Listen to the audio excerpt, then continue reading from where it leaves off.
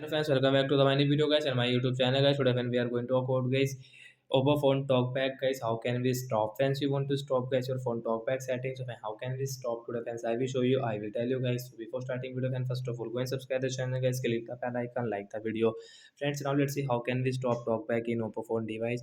So first of all guys, you will have to scroll guys your screen with two finger guys. One finger will not work, so guys use your two finger, and guys one finger guys tap on guys this phone setting icon guys, one tap, and guys double tap.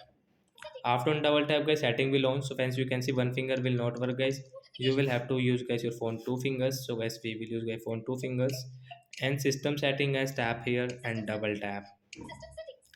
Accessibility one tap and guys double tap. Vision setting guys one tap and double tap. Then talkback setting and double tap. Talkback guys tap here, double tap. Friends, you can see stop talkback guys, tap here to stop, double tap to stop talkback.